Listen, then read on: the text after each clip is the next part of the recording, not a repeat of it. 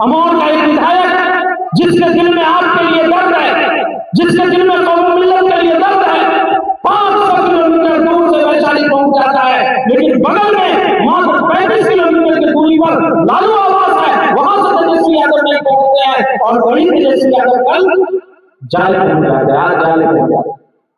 सवाल यह है कि जब आप कह रहे हैं कि हम सेकुलर हैं, हम हिंदू मुसलमान सबके नेता हैं, तो फिर बताइए कि एक आदमी को पुलिस कस्टडी में मार दिया गया, आपके कान बैठे हो गए, आपका जवान पूरा हो गया, आपकी आंख बंदी हो गई, लेकिन ऐसे अन्य समाज के आदमी को ऊपर हुआ तो आप बदलाव लेकर और विधायक पूरी लेकर आप पहुंच। अभी एक छोटा सा उदाहरण जो आज ही की घटना है, ये आप देख लीजिए कि माननीय नेता प्रतिपक्ष तेजस्वी यादव जी आज जाले आए हुए थे, सभी लोगों को जानकारी है। जाले इसलिए आए हुए थे कि एक सहनी समाज के व्यक्ति जो पत्रकार भी हैं, उनके साथ वहां के स्थानीय विधायक सह मंत्री जीवेश मिश्रा जी ने बदतमीजी की या उनके साथ उत्पीड़न किया, उसको मारा पीटा। ये घटना कल शाम में हुई और आज नेता प्रतिपक्ष पहुंच गए। ये बहुत अच्छी बात है। हम लोग भी चाहते हैं कि जहां पर भी जुल्म हो, जहां पर भी अन्याय हो, वहां पे नेता प्रतिपक्ष होने की हैसियत से तेजस्वी यादव जी को पहुंचना चाहिए। लेकिन सवाल ये है कि पिछले 4-5 दिन पहले, एक हफ्ता पहले की घटना वैशाली जिला में एक जगह है कल्याणपुर, वहां पर एक गांव में एक नसीर शाह नाम के आदमी को पुलिस कस्टडी में मार दिया गया। पुलिस कस्टडी में मार दिया गया।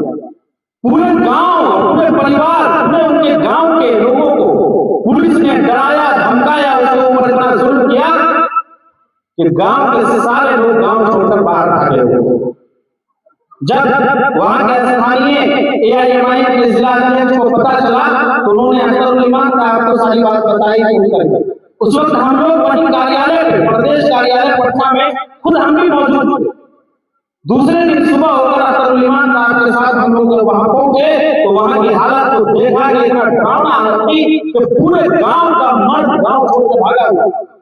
और पुलिस की बर्बरता देखिए कि गांव में मर्दों को तो मारा ही मारा, औरतों को भी मारा, यहाँ तक कि 1.5 साल के बच्चे को ऐसा मारा है कि नीचे से ऊपर तक चमड़ी हुए थे। लेकिन वहां तेजस्वी यादव जी नहीं पहुंचे। मोहब्बत की दुकान खोलने वाले राहुल गांधी नहीं पहुंचे। मुसलमानों के वोट पर दावा करने वाले मुकेश सहनी नहीं पहुंचे। पहुंचा कौन?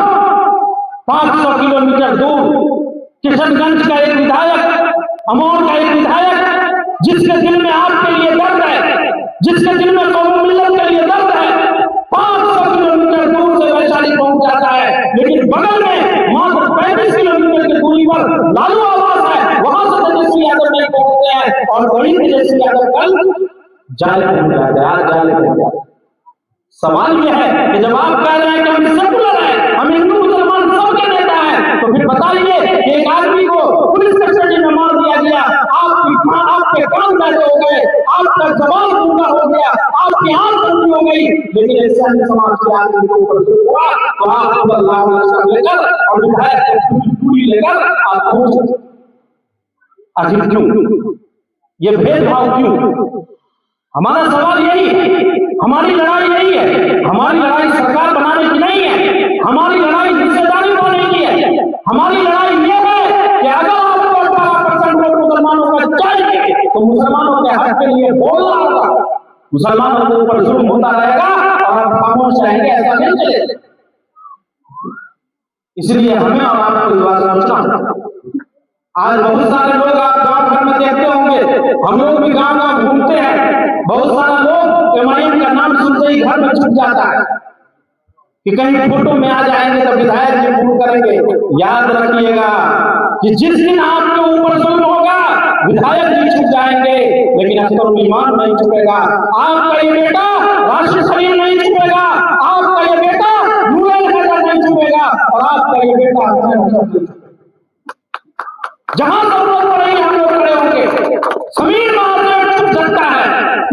तेजस्वी यादव चुप सकता है, अख्तरुल ईमान नहीं चुप सकता है। जिसने एमआईएम का झंडा थाम लिया हो, जिसने मुसलमानों के हक और हिस्सेदारी की कसम खा ली हो, जिसने ये दावा कर लिया हो और वादा कर लिया हो कि हम अपनी लड़ाई खुद से लड़ेंगे, वो डर कर सकने वालों से नहीं होगा।